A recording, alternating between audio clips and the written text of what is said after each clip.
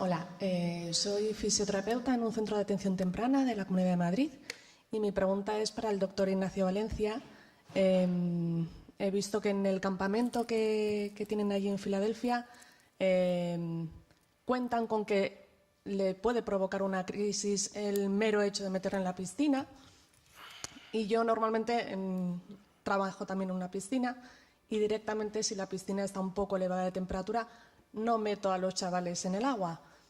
¿Compensa el riesgo de una crisis comparado con el beneficio que se podría llevar de la terapia? Mira, no vemos que la piscina de por sí le aumente las crisis a los niños. La mayoría de estos niños, los que tienen convulsiones, sabemos que les van a dar 2 o 10 crisis al día. Tenemos unas que tienen caídas o tónico-clónicas y esto. Pero queremos que los niños puedan vivir una vida tan normal como puedan. Yo no quiero ponerlos en una burbuja. En general es en el verano, o sea que la piscina es más refrescante que caliente para ellos, pero no vemos que tengan más crisis en la piscina que cuando están afuera de la piscina.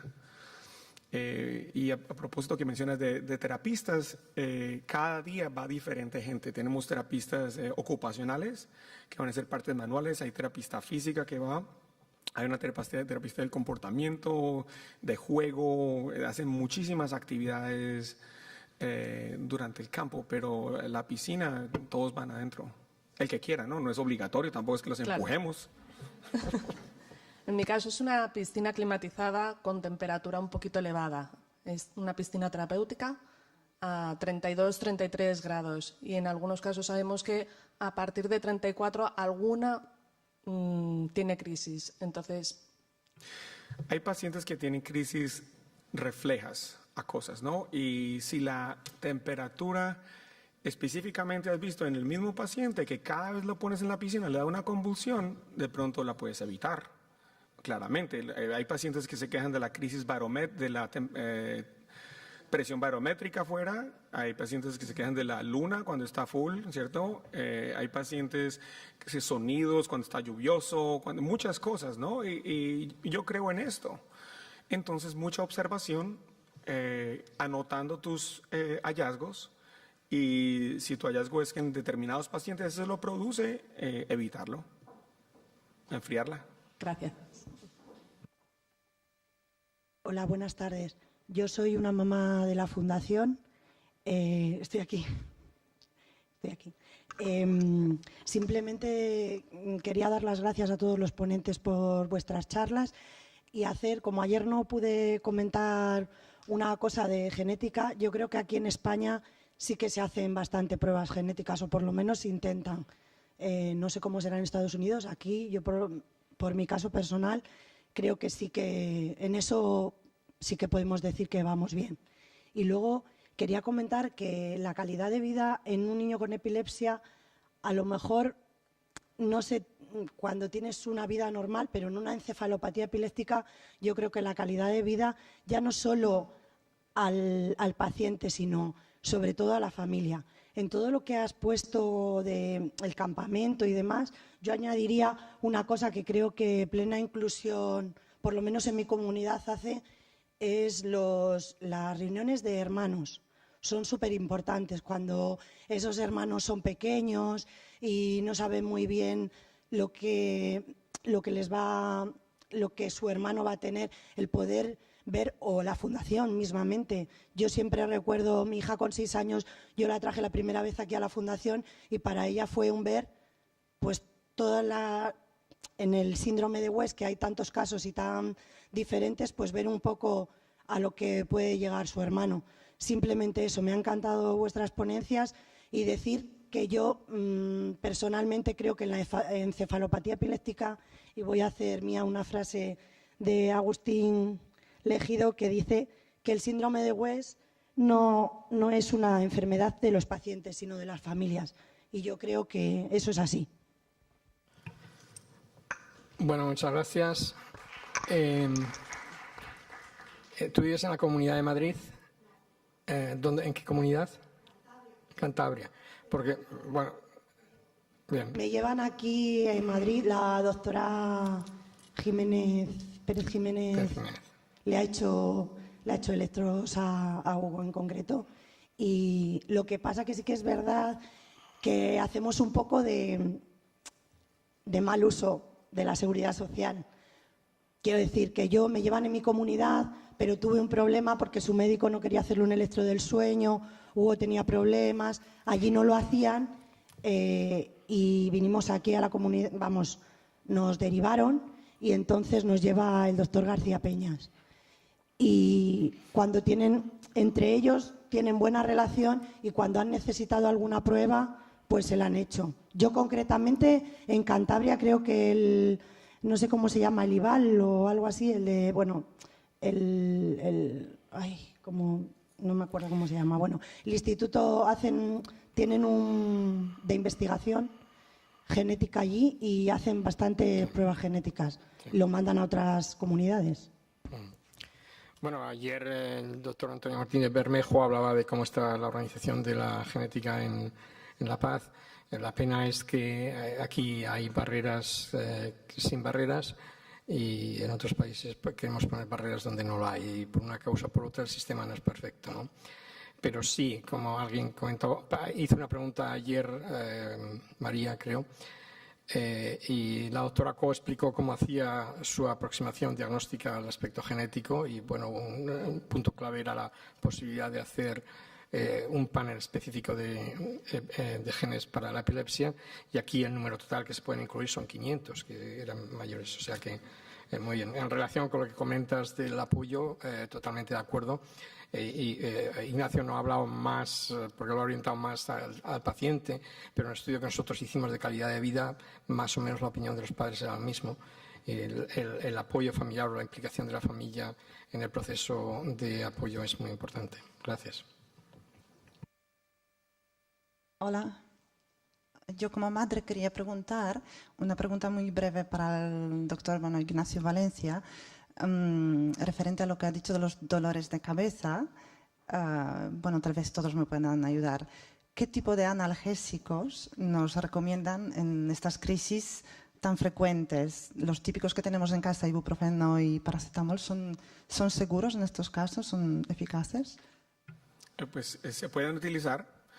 Hay que valorar qué tan frecuente es el dolor de cabeza en el niño o en el adulto y mirar qué factores desencadenantes hay para el dolor de cabeza, si es falta de sueño, si es algo en la comida o no hidratarse o alguna comida especial.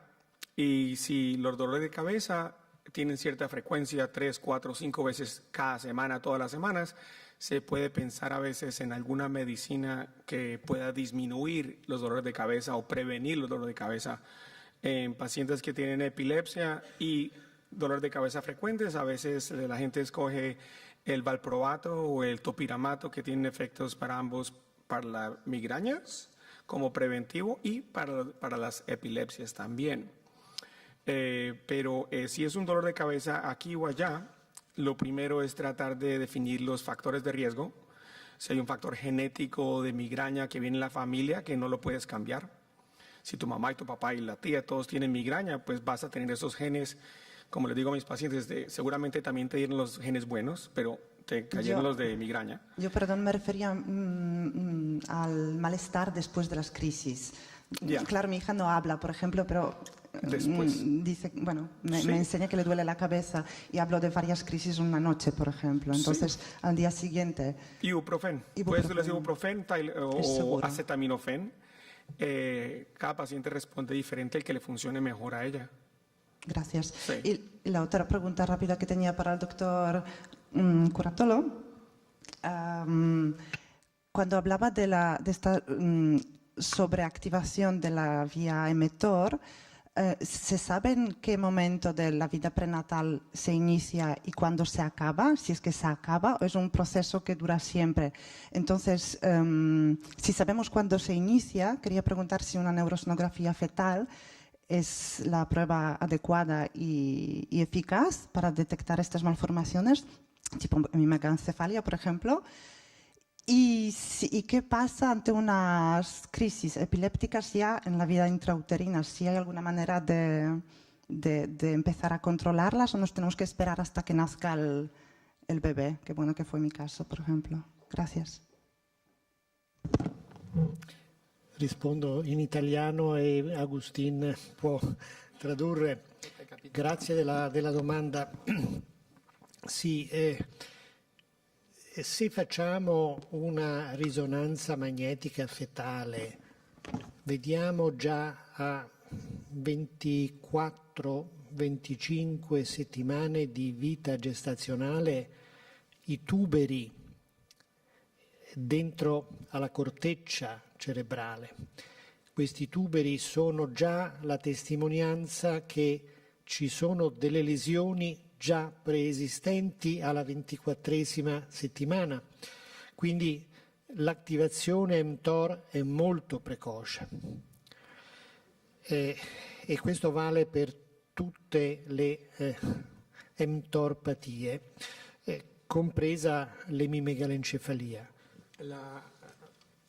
Cuando se hace una resonancia magnética y a las 24 semanas se demuestra la presencia de tubers en el cerebro, eso ya está indicando que la activación de esta vía es muy precoz, ¿verdad? Tanto, y eso implica todas las hemeteropatías, no solamente la esclerosis tuberosa, sino también la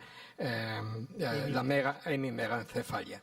Ella preguntaba específicamente si se sabe cuándo se activa la vía. Sabemos que a las 24 semanas está activada, pero ¿se sabe cuándo se inicia la activación?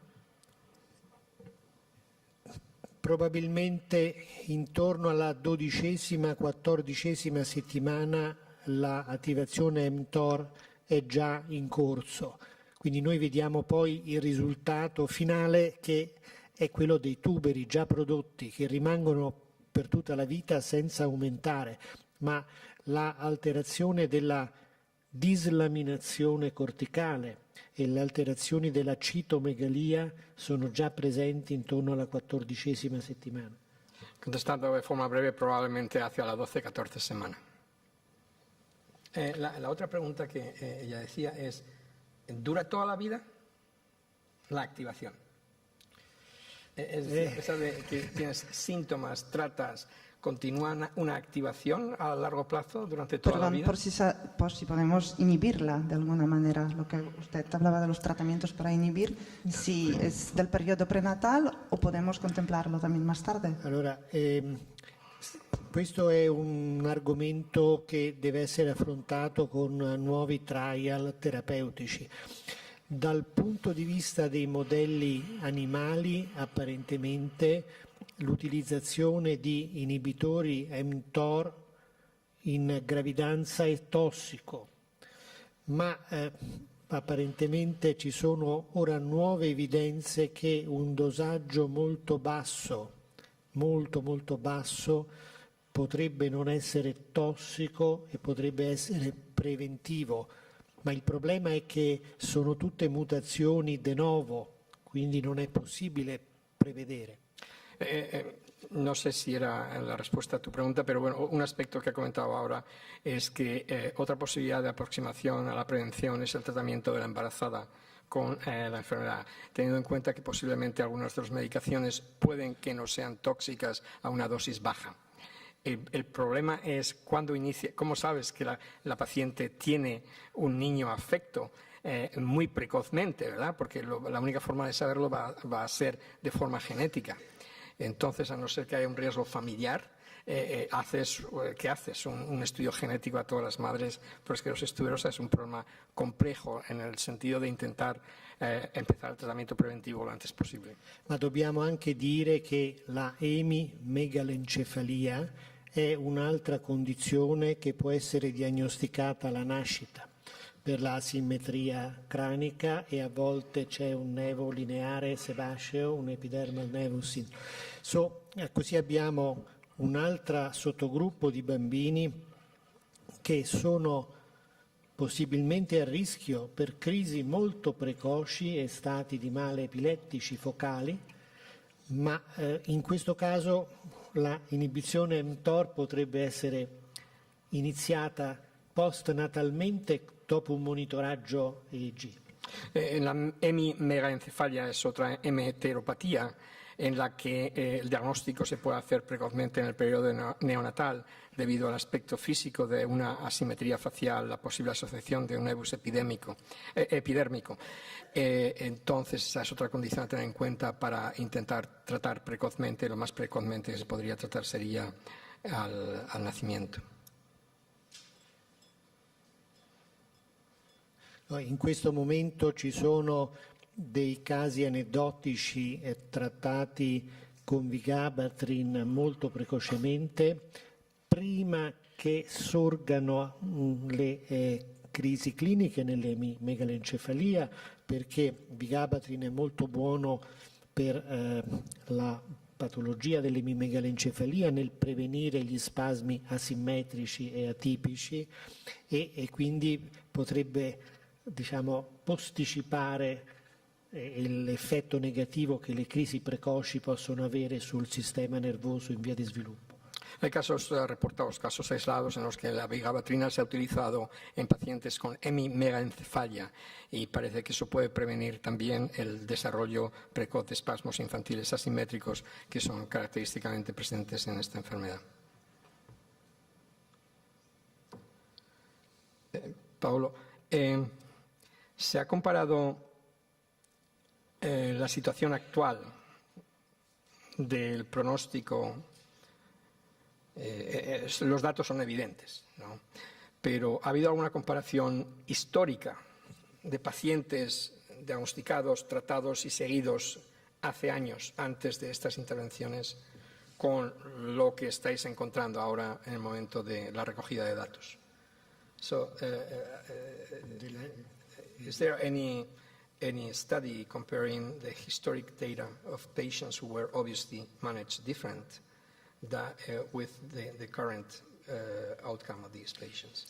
Although the data are obvious, but it's not a question. No, ho fatto vedere la comparazione tra dati che riguardano i risultati dopo la chirurgia, ma ad esempio non abbiamo comparazioni ben studiate tra effetti del vigabatrin 20 anni fa e effetti del vigabatrin oggi.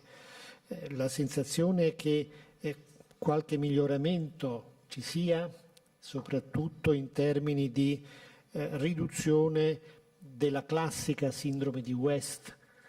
Oggi l'intervento più precoce posticipa e riduce la severità delle crisi. Spesso gli spasmi non vengono evidenziati, ma si vedono crisi focali e che tendono a persistere purtroppo. Quindi questo rimane un problema.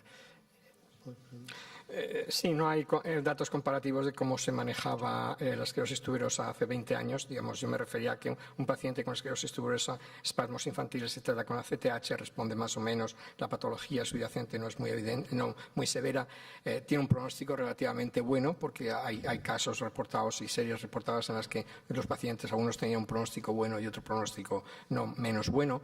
El objetivo, no hay ese tipo de estudios, pero cree que la demostración, sobre todo del seguimiento postquirúrgico de estos pacientes, ha hecho evidente que él cree que en efecto lo que yo cuestionaba es cuál es la evidencia científica de lo que estáis viendo es real, ¿no?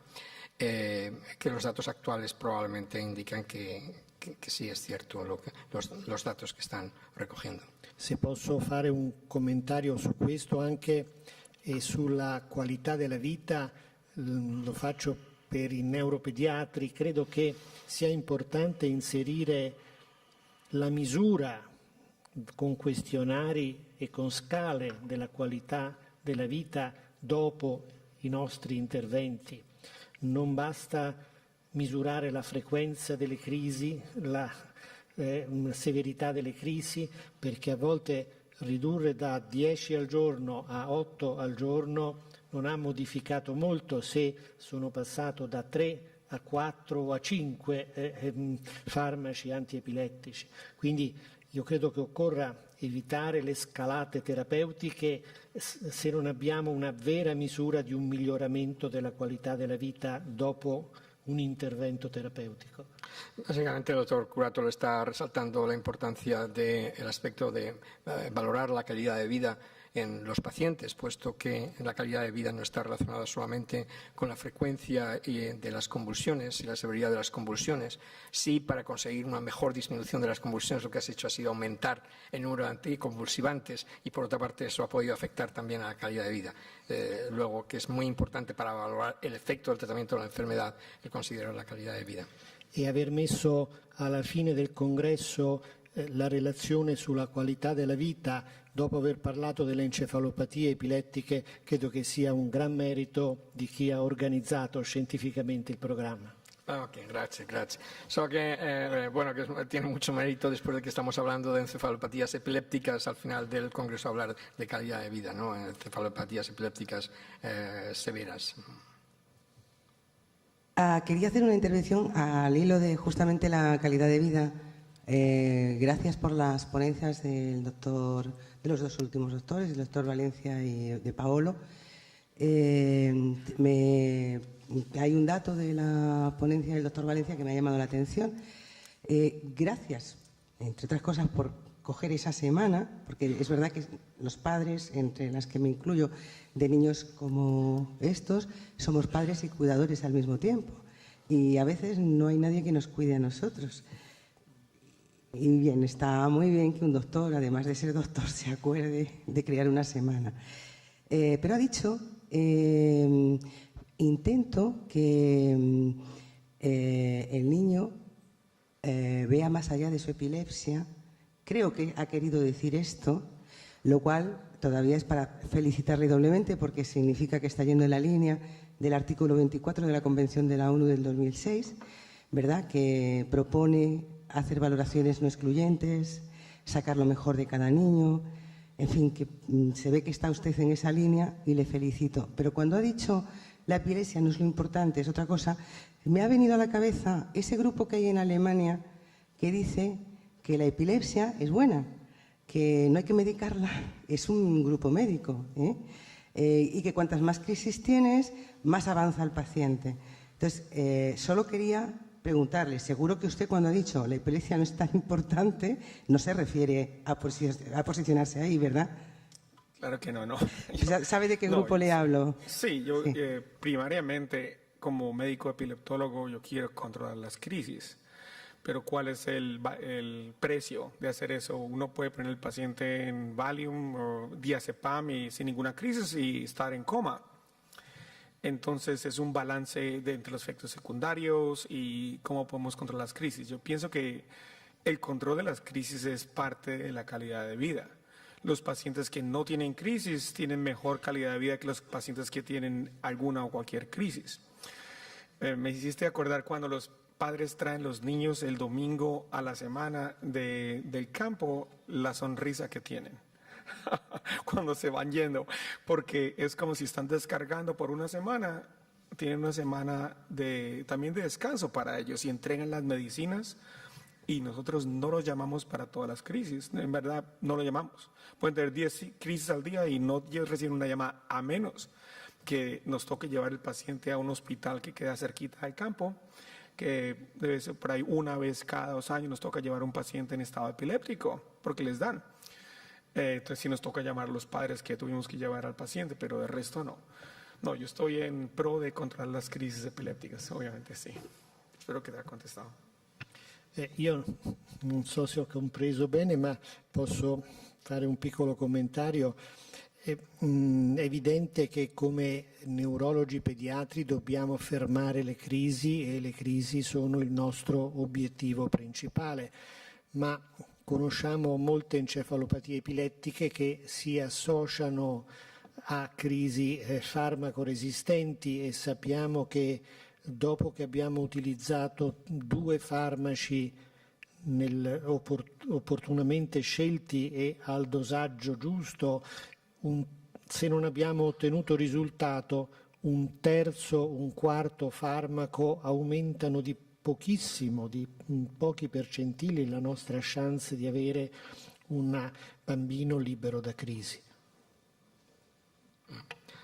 Recordar un concepto que ya se ha hablado, que el objetivo de un neuropediatra, epileptólogo, es lógicamente disminuir o parar las convulsiones, pero que sabemos que existe la epilepsia resistente a los fármacos y que entonces hay que valorar, también como decía el doctor Valencia, el pro y la contra de añadir más fármacos antiepilépticos y si eso aporta algo más en el control de las crisis frente a la calidad de vida y a los efectos secundarios.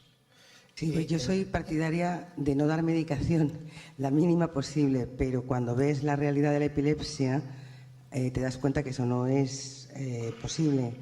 Te dejas guiar por un neurólogo y si es un neurólogo que está al día, es partidario de lo que usted está proponiendo. Más de 2 fármacos, ya empieza la cosa a no marchar bien.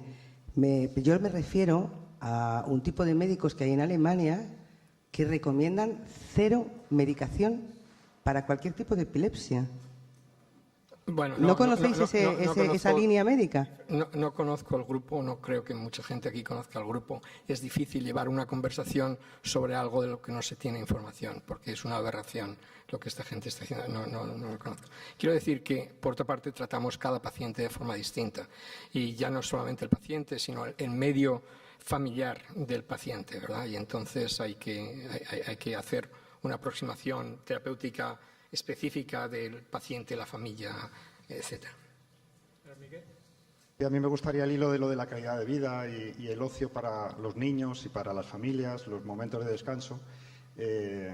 Bueno, primero que enhorabuena por lo que hacéis allí en Filadelfia, pero ya me gustaría también aprovechar, ya que estamos aquí hablando de la Fundación Síndrome de West, hablar un poco de lo que hacemos en la Fundación.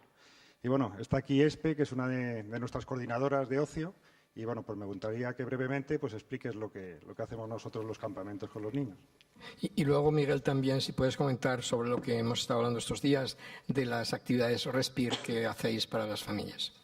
Nosotros normalmente miramos el calendario escolar de los niños, pues si hay puentes, o bueno, intentamos, pero normalmente son 2 fines de semana al mes. Quedamos con las familias en Bernabéu a las 6:30 y nos vamos con los niños a Torre Hues, que es donde está nuestra sede, hasta domingo a las 6:30. El ratio que tenemos es un niño por monitor, o sea, el niño está personalmente atendido las 24 horas del día porque las coordinadoras vamos sin niños.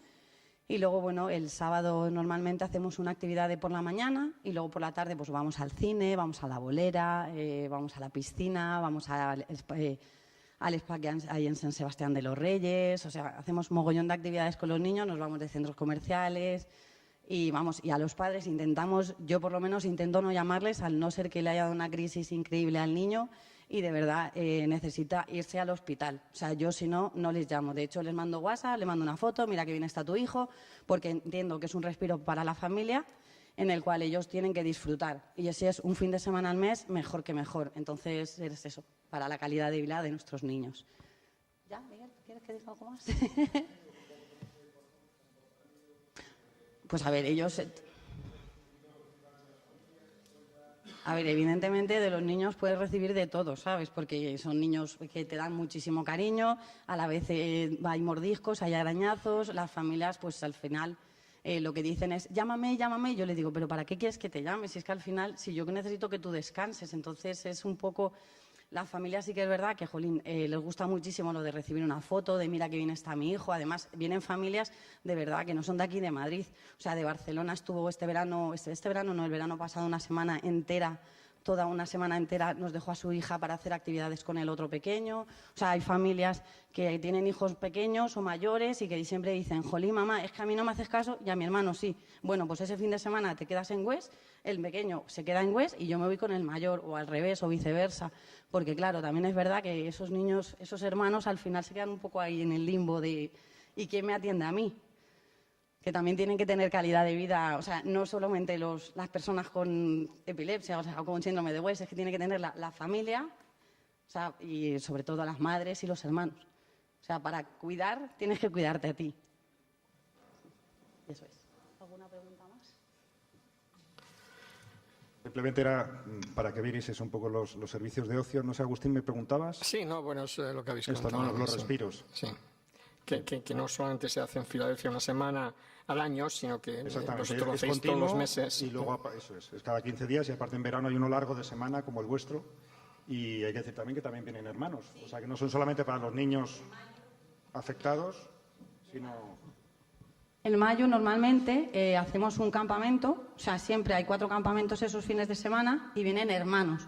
Entonces allí se juntan ya, claro, hermanos y personas con síndrome de West, entonces ya es, claro, y para que compartan un poco las experiencias los unos de los otros. Y es súper bonito, la verdad, porque muchas veces te das cuenta de muchas cosas de que pueden hacer los hermanos pequeños o mayores. Y de hecho lo que decimos nosotros, que la familia del West va agrandándose, porque de hecho luego hay hermanos que pasan a ser monitores y que luego pasan a ser también voluntarios. O sea que al final también se crea un vínculo ahí muy, muy interesante. Gracias por la aportación, felicidades por el trabajo que hacéis. Hola, mi pregunta iba para el doctor Ignacio Valencia. No sé si he entendido bien lo que ha dicho, que no mejora la calidad de vida si hay crisis, sea mayor la cantidad o menor, no mejora la calidad de vida a no ser que estuviera libre de crisis.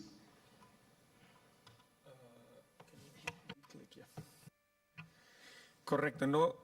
La diferencia está en la calidad de vida en los que no tienen crisis alguna con los que tienen crisis de cualquier número. No hay mucha diferencia en cuántas crisis tienes. Si ya tienes crisis, no va a variar tanto. Si tienes 2 al día comparado con 4 al día, no te va a variar tanto. Tú tienes crisis convulsivas, que eso es lo que te va a afectar la calidad de vida. Pero los pacientes que están libres de crisis meses y meses sí tienen mejor calidad de vida. Posso fare un commentario, ho capito bene,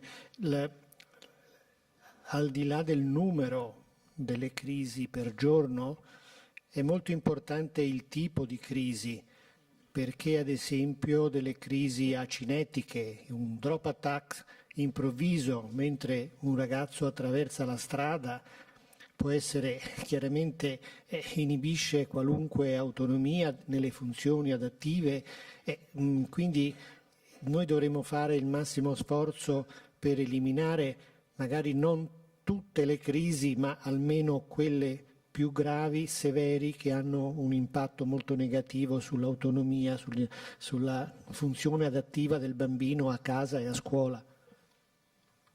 Es importante también el valorar el tipo de crisis a la hora de conseguir un objetivo, ¿verdad? Porque a lo mejor el objetivo de parar todas las crisis puede tener sentido, pero puede ser muy importante el parar las crisis que son peligrosas. O, por ejemplo, poner el ejemplo de un paciente que puede tener crisis akinéticas, que va por la calle y que puede tener un accidente, y entonces eso ya limita la movilidad y la independencia del paciente por el tipo de las crisis, ¿no?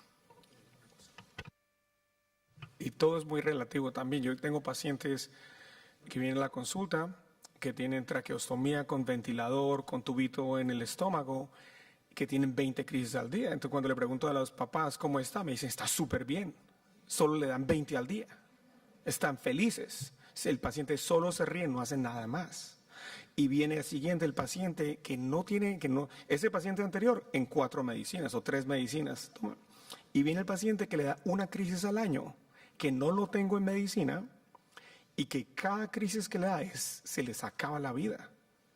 No puede manejar, el colegio es el desastre, me mandan 10 mensajes de correo por la crisis, van a urgencias, el de 20 crisis no va a urgencias, el que le da una crisis todas las veces va a urgencias. Entonces todo es muy relativo en la vida. Uno se lo oí a Agustín ayer, es la realidad de uno, ¿no? Hay gente que tiene una realidad dura, pero que a través del tiempo las familias son muy resilientes, ¿cómo se dice? Resiliencia, ¿no? Y por medio del tiempo y de la ayuda y todo, son felices con su realidad, ¿no? Entonces, todo es relativo.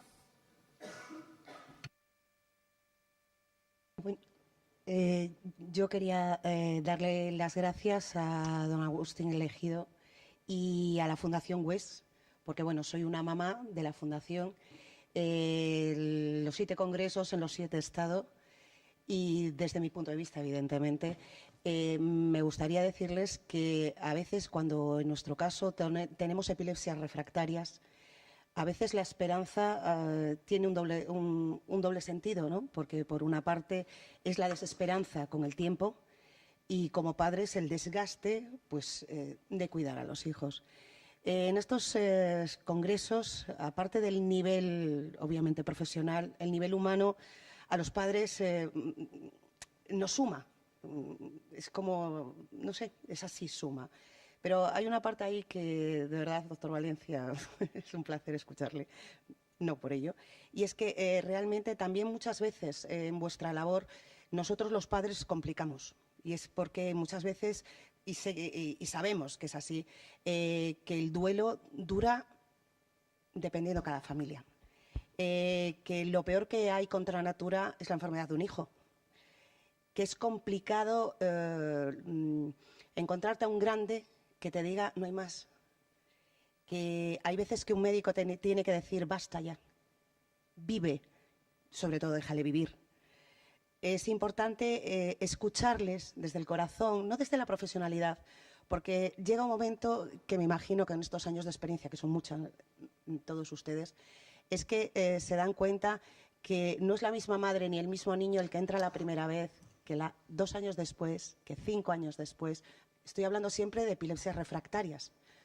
Entonces, yo, que el mío tiene 11 y llevo Galicia de UES y refractarias, les puedo decir que me voy con una alegría inmensa esta vez, porque ahora sí podemos decir que hay un nuevo punto de inflexión en la medicina, que nos hacen ver que la genética cada vez abre más camino, y que lo único, pero bueno, eso sí influye en Galicia, es que, por ejemplo, para ellos no existe la cirugía. Es difícil encontrarte pues, con médicos sin acritud, o sea, quiero decir, es un punto de vista como otro cualquiera, en el sentido de que pues la genética cuesta mucho dinero y no hay recursos, y por el otro lado no creemos en la cirugía. Entonces te encuentras con niños con 8 o 9 años, epilepsias refractarias, 5 fármacos, 6 fármacos, 7 fármacos, y sinceramente voy a intentar ejercer desde el punto de vista humano, que es el mío, y es las familias conviven con efectos secundarios, conviven con hijos que no conocen el fármaco, no a su hijo. Porque no son más que puros efectos secundarios, porque quitamos uno, ponemos otro, ya no sabemos qué parte es. Luego las epilepsias refractarias y la farmacología puede derivar incluso en hiperactividades, en temas de conducta, en nada que no les voy a contar que ustedes no sepan. Pero la pregunta que les hago a los médicos es, ¿qué hacemos los padres si cuando creemos que ustedes son los mejores y los que nos van a ayudar, no nos dicen, como bien le hemos oído a usted, don Antonio, es que a un niño cuando tiene una epilepsia refractaria, 1 año, 2 años, hemos probado, pues que hay la opción de la cirugía, pues que es positiva la cirugía, que no porque a tu hijo le hagas eso se va a morir. O sea, que es que a lo mejor es bueno parar al padre y decir, estos son los efectos que podría ocurrir. Es como si los padres estuviéramos perdidos y llegamos a ustedes desesperados, pero desesperados porque nadie nos dice qué tenemos que hacer, nadie. Entonces, las ayudas sociales, es que la trabajadora social que te debería hacerlo no las hace. Es que tenemos derecho a una segunda opinión. ¿Cuánta gente sabe que tiene derecho a segunda opinión? Hay sitios a los que vas y te dicen que no hay recursos para una segunda opinión. Entonces, es complicado, es muy complicado. Entonces, me voy contenta porque hay la opción que va abriendo cada vez más ustedes apoyando la genética, que siga existiendo oportunidades apoyando la cirugía, que señores, que una epilepsia refractaria no vamos a tirar la toalla. Gracias, doctores. Muchas gracias. Cada país tiene su problema en el sistema sanitario. Estos días estoy muy político. Digo que Franco era lo que era a nivel político, pero fue un socialdemócrata a nivel social. Ten en cuenta que en Estados Unidos el llevar un hijo a la universidad te cuesta $500,000 aproximadamente. Y luego en sistemas sanitarios, si no estás cubierto, y hay mucha gente que no está cubierta, es un problema muy gordo, te arruinas, punto. Aquí tenemos otro problema, pero hay un sistema universal de salud, ¿verdad?, que es accesible a todo el mundo, que no cuesta mucho dinero y no es perfecto y se podrían hacer otra serie de cosas, ¿no? En relación con la relatividad, yo utilizo un ejemplo de la relativo de la vida, ¿verdad? Y cada uno le duele su culo, yo lo entiendo. A cada paciente le duele el culo suyo, no el mío, ¿verdad? Eso es así, eso es una realidad. Pero les pongo, están a las 6 de la tarde viendo un programa de televisión en su casa, en su sofá. Y es sobre gente rica, famosa, exitosa de Hollywood. Probablemente no se encuentran bien, pero dicen, fíjate tú, en mi vida. Bueno, es el mismo sofá en su casa, a la siguiente hora, mismo canal, es sobre la gente que muere de SIDA y ébola en África. No ha cambiado absolutamente nada, ¿verdad que no? Es el mismo sofá, es lo mismo. Pero probablemente se siente la reina o el rey del mundo. Entonces es todo relativo. Y una de las cosas que aprendemos los neuropediatras a lo largo del tiempo en esta especialidad es que en muchos casos estamos muy contentos porque cambiamos la vida del paciente, pero en otros no. Pero en muchos casos lo único que tenemos en nuestras manos es escuchar un poco, apoyar a los padres y ser honestos.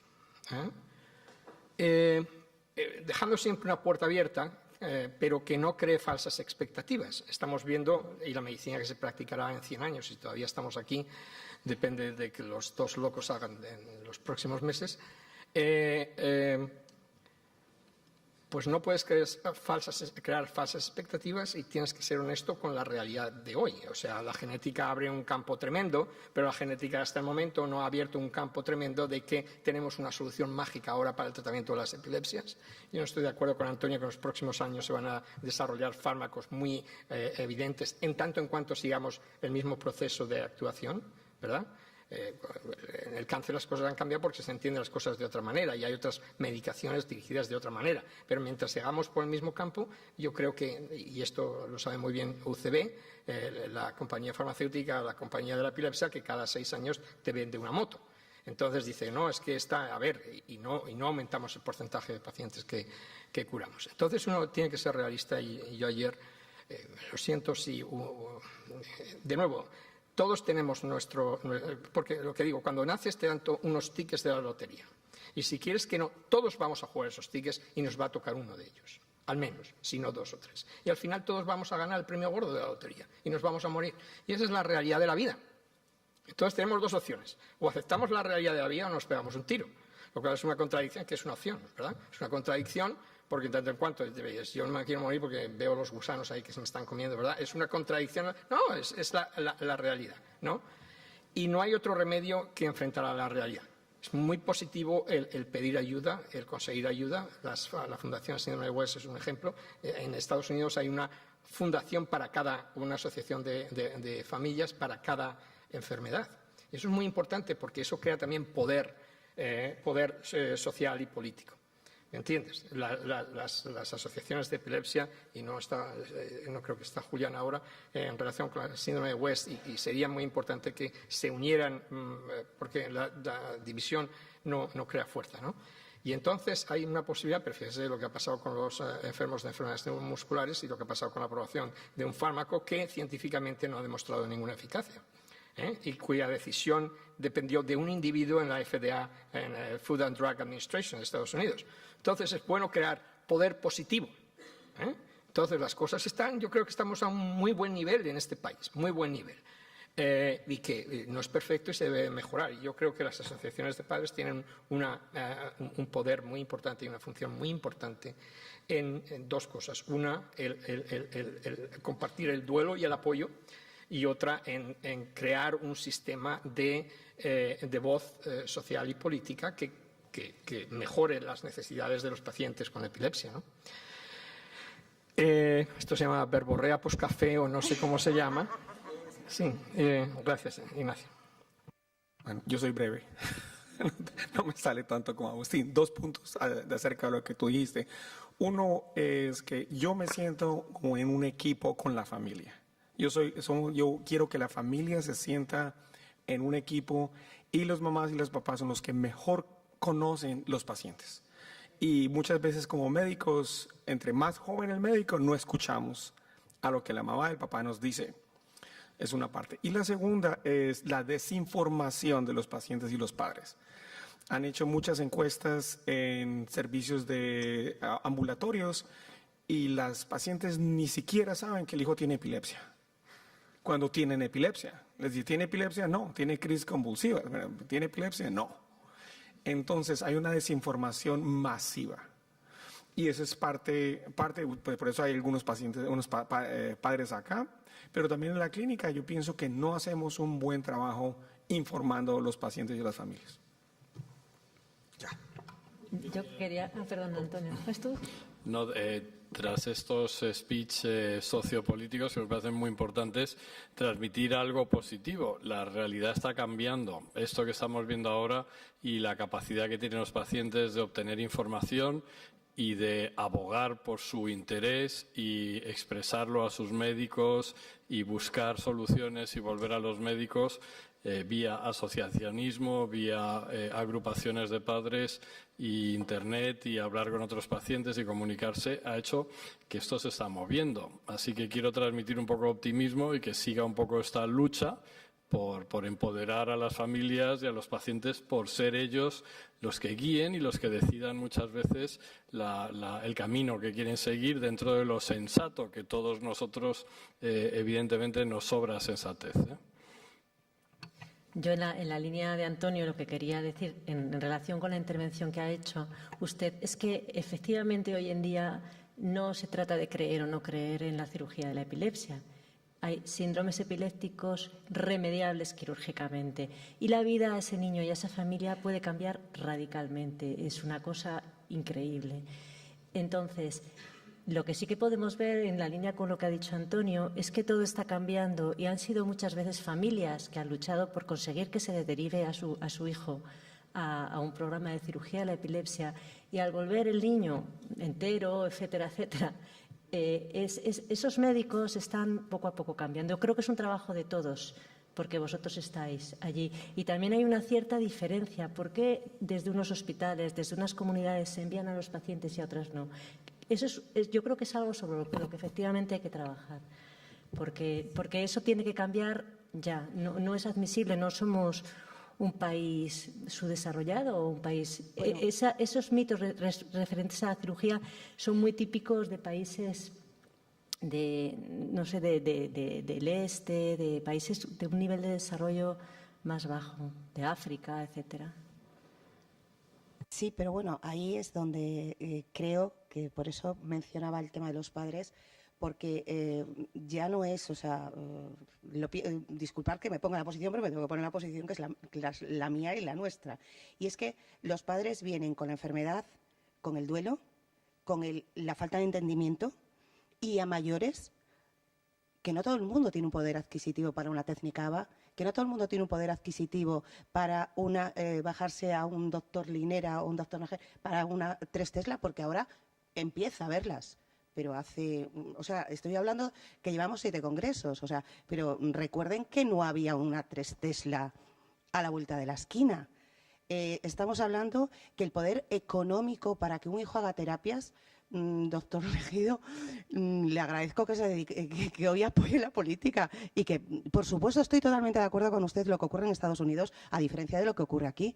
Pero, como bien dijo, a uno solo le preocupa cuando le llueve en la cabeza. Más o menos, ¿verdad? Más o menos. Entonces, lo que yo quiero decir es que realmente aquí en España, que yo trabajo, a mí lo que me quitan de mi nómina es para este país. Entonces, yo como madre de un niño de este país, que me lo quitan en nómina, al igual que a cualquiera que trabaje en España, yo entiendo que no hay recursos. Bueno, lo puedo entender, respetar es otra cosa. Entonces, como desde las familias luchamos por ello, pero... las terapias, ustedes saben que un niño con epilepsia refractaria, para darle una calidad de vida, estamos hablando de piscina, estamos hablando de logopedia, fisioterapia, estamos hablando de los mejores casos, estamos hablando de ortopedias, estamos hablando de dentistas, estamos hablando de sesiones para poder descansar una semana.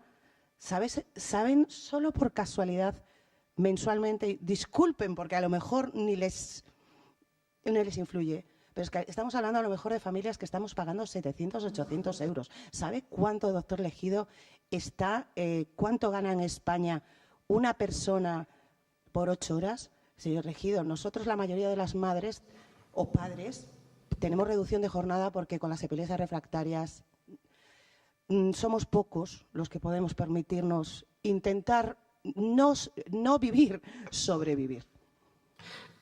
Como doctor elegido, nacido en España y con experiencia en Estados Unidos, de nuevo, todo es relativo. ¿Entiende? No hay una solución. Lo que estamos hablando es un sueño, el pensar en cómo tiene que ser la cosa. Mira, le voy a decir, y lo comentaba el otro día, se han gastado millones de dólares en las guerras que han matado mucha gente, ¿verdad? Y ahora no hay dinero para atender a los niños con autismo, a los niños con trastorno del comportamiento, a los pacientes con Alzheimer. Tenía que haber dieces de centros, por no decir cientos de centros en cada barrio donde se puedan atender hasta esto. Estados Unidos, ¿me entiende? Donde el 90% del dinero lo tiene menos de 1% de la población. ¿Entiende? Pero la misma cosa pasa en otros países de manera distinta. Es decir, aquí no se está tan mal, pero no es la solución perfecta. Y le he dicho, aquí no cuesta $500,000 llevar a un hijo a la universidad. Tengan en cuenta, por cada hijo que tienen en este país, ustedes tienen $500,000 en su bolsillo. ¿Entiende? Esa es una realidad. Dale, Silvia. Buenas tardes, felicidades a todos por las ponencias, han sido excelentes. Mi pregunta era para el doctor Curatolo. Repite. Bueno, buenas tardes, felicidades a todos por las ponencias que han sido excelentes y mi pregunta es para el doctor Curatolo. Hay algunos autores que proponen o que están investigando el iniciar el tratamiento en pacientes con esclerosis tuberosa cuando aparecen ya las primeras alteraciones en el electroencefalograma, antes de que se produzca la clínica. Mi pregunta era si tenían alguna experiencia al respecto. Gracias.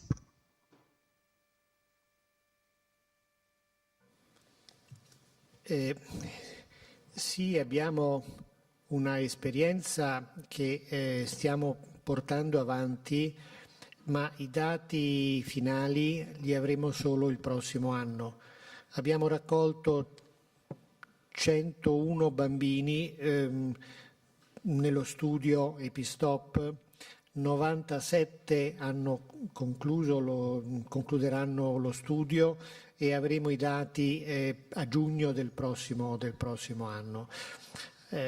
Abbiamo randomizzato 2 popolazioni, alcuni sono stati trattati prima delle crisi cliniche sulla base di alterazioni elettroencefalografiche multifocali e tendenzialmente generalizzate, altri sono stati trattati solo dopo l'insorgenza della prima crisi.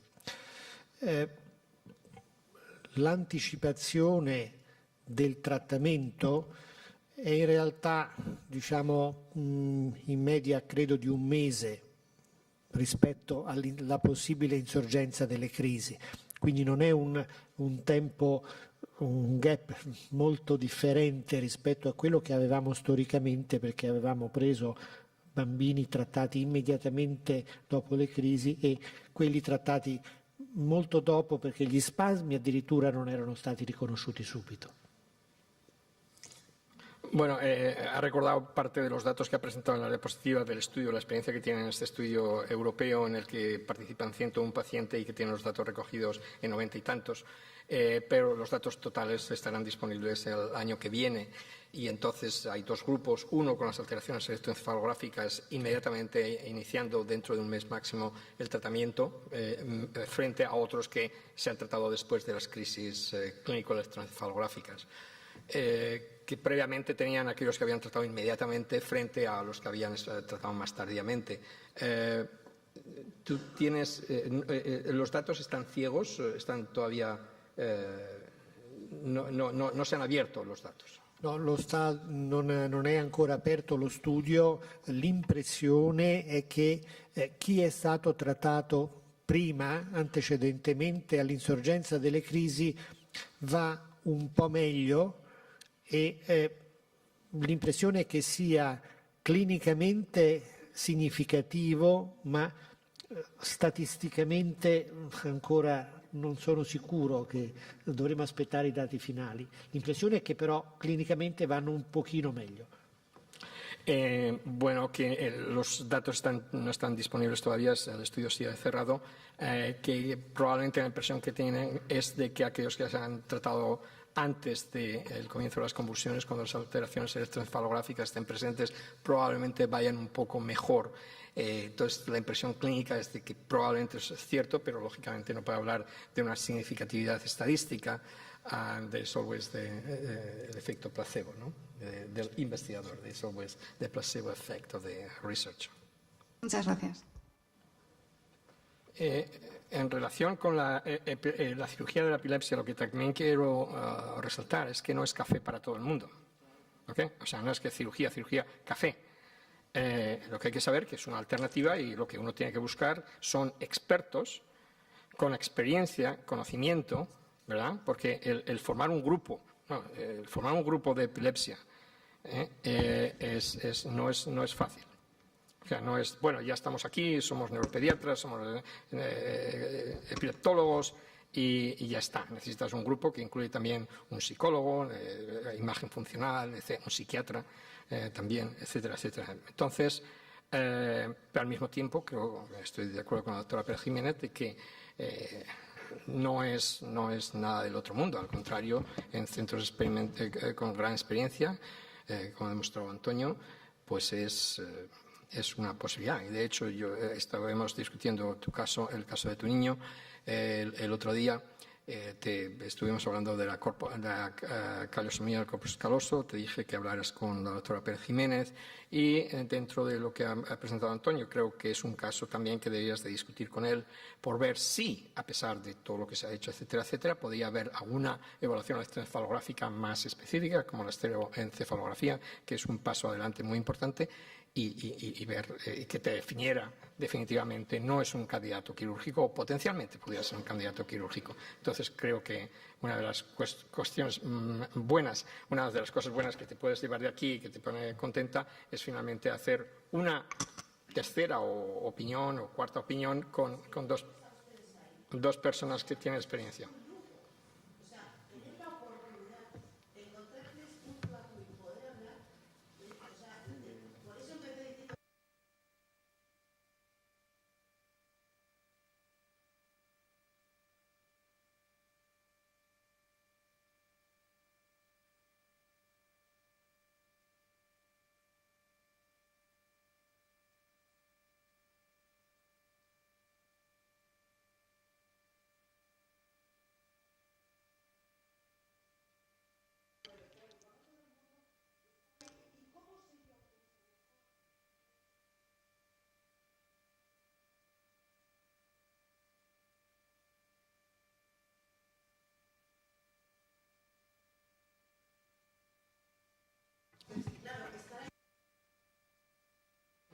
Gracias.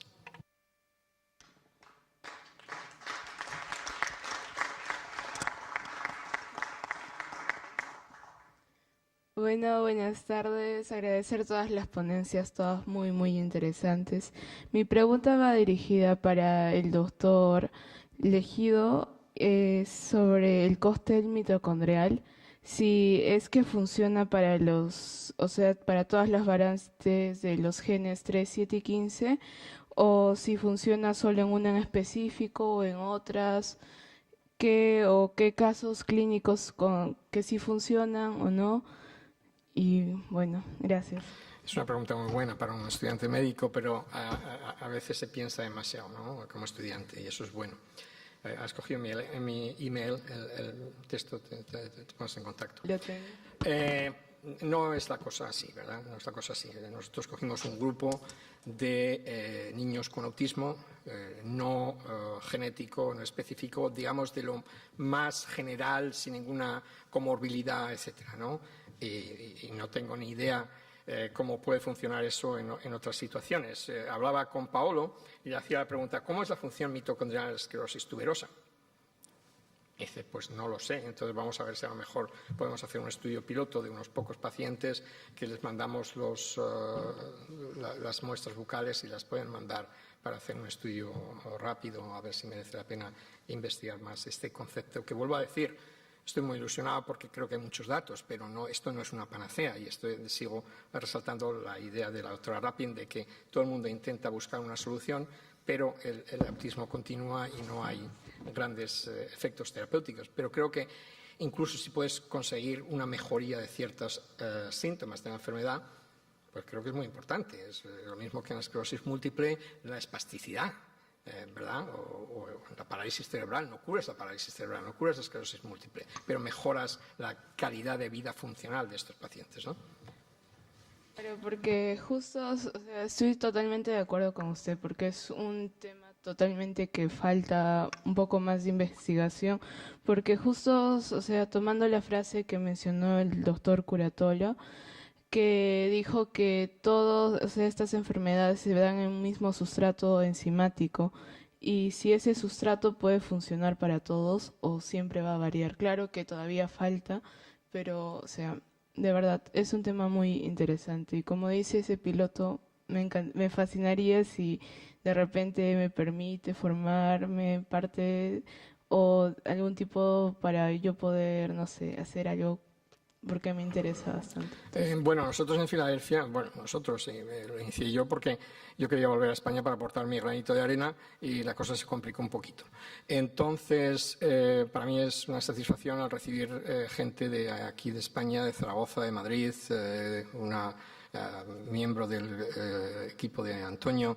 Ha estado la que es ahora jefe de neuropediatría del Hospital San Juan de Dios en Barcelona. Se inició con nosotros, y gente de Sudamérica, ¿no? Entonces vienen, y creo que es una experiencia muy interesante porque yo les digo, mira, los pacientes son los mismos, los libros son los mismos, pero el sistema es distinto. Y claro, la pregunta lógica es, ¿qué quiere decir, doctor Ejido? Digo, bueno, pues que en primer lugar yo no tengo un contrato para toda la vida, como en la Seguridad Social aquí, ¿entiendes? Y que tampoco tengo ningún compromiso. Yo si doy 6 meses, y aunque tenga un contrato, con 6 meses me pueden echar y yo me puedo ir con 6 meses de noticia. Y luego mi función como jefe de sección depende del chairman, ¿entiendes? Entonces puede venir un día y decir, oye, que no me gusta, se lo ha intentado, ¿no? Pero no ha podido. Entonces, depende de la productividad. Entonces, en Estados Unidos hay muchos médicos malos y muchos hospitales malos, ¿verdad? Pero los hospitales de primera línea académicos, generalmente el objetivo es la excelencia. ¿Entiendes? Entonces, es muy bonito el ver que la gente aprende eso, no solamente lo aprende, lo aplica luego, ¿no? Un ejemplo muy fácil. Hoy en día, la historia del viejo profesor se ha terminado, ¿verdad? Aquel que tenía el libro era el único que lo tenía encerrado en su armario y de vez en cuando lo leía, iba y pontificaba y todo el mundo, wow, Dr. So-and-so, ¿no? Entonces, hoy en día se tiene el acceso en cualquier momento, si tenemos un teléfono, a la información, ¿verdad? Entonces, eso lo único que requiere es un querer ir un paso más allá, un querer practicar la excelencia y que no tienes que hacer nada, no tienes que comprarte un libro, no tienes que leer, etcétera, lo tienes ahí en tu mano, ¿no? Entonces la doctora Fons, por ejemplo, me dijo un día, pues mira, yo vi un paciente con retraso cognitivo, rasgos autistas, tenía un problema, una malformación renal y luego tenía agenesia del músculo aquí del lado de la boca, óculo cruris o algo así se llama. Dice, no tenía idea, pero me acordé de lo que estuvimos hablando y fui a internet, lo puse. Bueno, hizo un diagnóstico brillantísimo de variante de George. Y además lo confirmó con la mutación. Eso es una cuestión que nos diferencia, ¿verdad? Yo me formé en el Clínico de Zaragoza, no tengo ninguna vergüenza en decir lo que el calendario del Clínico de Zaragoza, aunque al final el ambiente es importante, todo depende de uno. A las 8 de la mañana parte de guardia, 8:50 café, porque hay que empezar el día, ¿no? A las 10:15, 10:30, si la clínica ambulatoria va bien, pues hay que tomar un tentempié, ¿verdad? Y luego, si no había habido mucho, había pacientes, había gente suficiente, a las 2:15, no, a la 1:30, 1:45, pues bueno, vamos a tomarnos una cañita para ya estar listos. Y si ya la conversación avanzaba hasta las 2:15, pues ¿para qué vas a subir a la sesión clínica? Yo no quiero decir que estos sean todos hospitales clínicos de España, ni mucho menos. Y la verdad es que habéis visto la calidad de la gente aquí, ¿no? Pero es una mentalidad distinta. Y bueno, el sistema sanitario también es un problema, etcétera. Entonces, bueno, ya hablaremos, pero tenemos un programa especial que no ha sido fácil de mantener porque ha cambiado el hospital y tal, y creo que la exposición, como Antonio hace con su gente, la exposición a este ambiente, que no es perfecto, pero es un ambiente que crea curiosidad intelectual, estimulación para conseguir un objetivo de excelencia, que lo más importante que tenemos es el cerebro como médicos, ¿verdad? Y a mí me ha resaltado mucho el comentario de Antonio sobre la semiología clínica de las convulsiones, que al final ha sido más importante en muchos de los casos que ha presentado. Pero eso no necesitas una resonancia 3.0. Yo tengo que decir, no tenemos una resonancia 3.0 en el Hospital St. Christopher's. Puedo decir que la Universidad de Pensilvania tiene como 5 o 6 resonancias, la mitad de ellas son 3.0. Muchas gracias. Bueno, me dice Miguel que me toca pues hacer un poco, cerrar un poco la mesa, y habíamos pensado que cada uno de nosotros hagamos una brevísima intervención, como los periodistas, ¿no? Como cuando se cierran las tertulias. Un titular, ¿no? Un titular o un mensaje, ¿no? Un take home message. Y podemos empezar por Antonio, ¿no? Como queráis, ¿eh? Empiezo yo. Ladies first. Sí.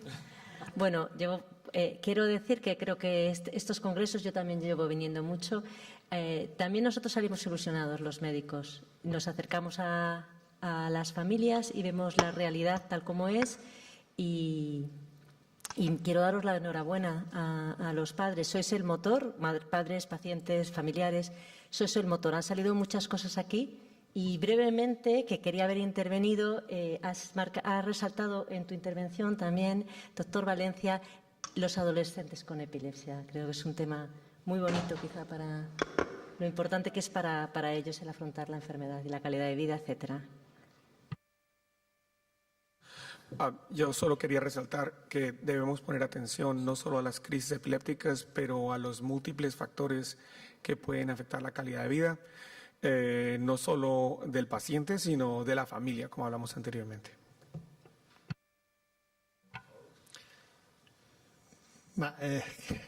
Credo che questo congresso abbia dimostrato quanta strada è stata fatta e quanti progressi sono stati fatti nell'ambito della ricerca, ma chiaramente questi progressi non seguono la velocità con cui noi e le famiglie insieme vorremmo arrivare a risultati migliori, e quindi è sempre un po' una sfida per cercare di far meglio nel prossimo futuro, ma io credo che dobbiamo essere ottimisti, perché siamo sulla strada buona per comprendere fenomeni molto complessi, ma insieme ci riusciremo.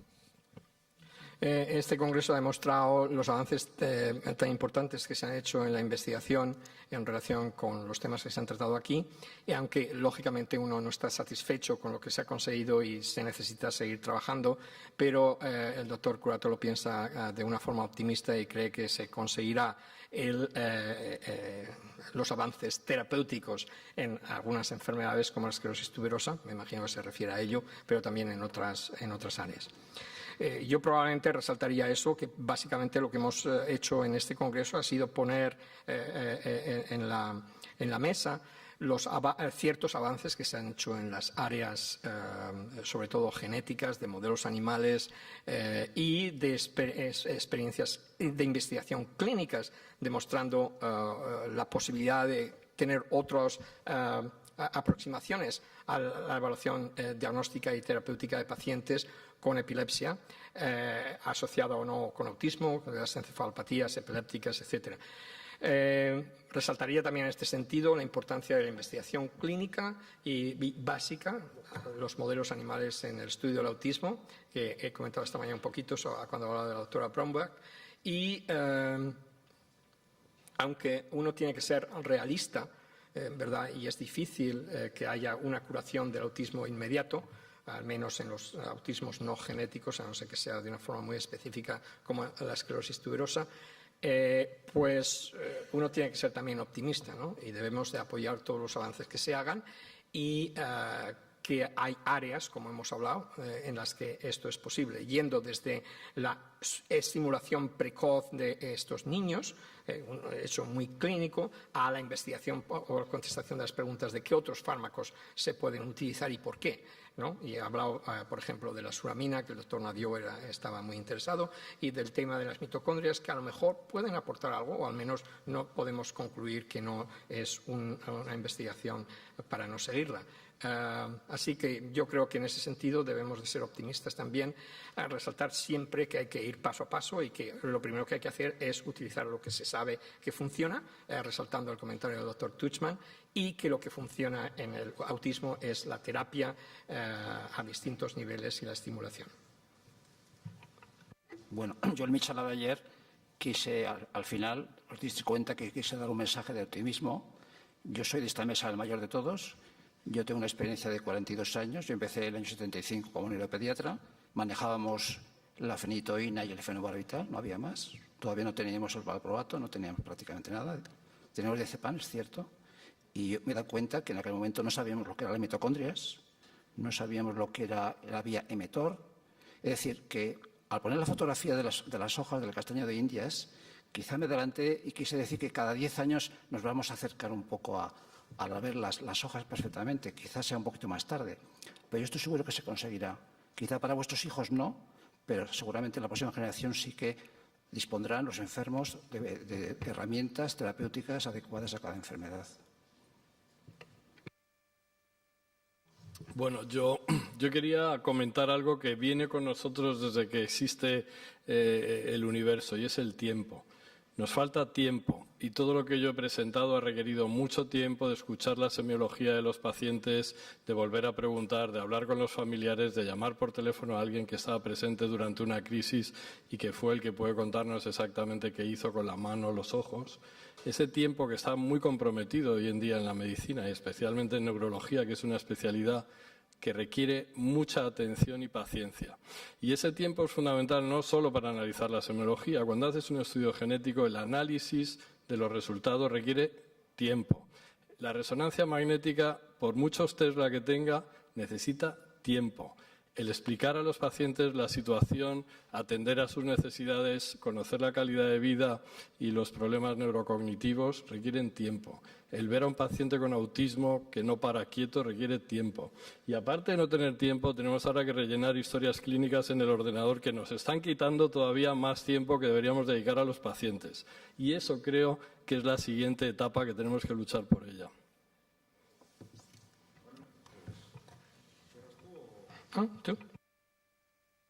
Simplemente, como dijimos ayer en la inauguración, muchas gracias a los doctores por su presencia aquí una vez más en el Congreso. Gracias a todos los asistentes, a familias, a profesionales, a doctores, a investigadores.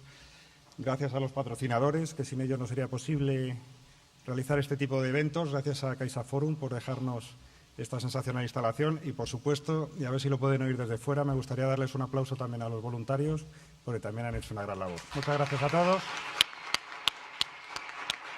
y hasta el próximo Congreso. Gracias.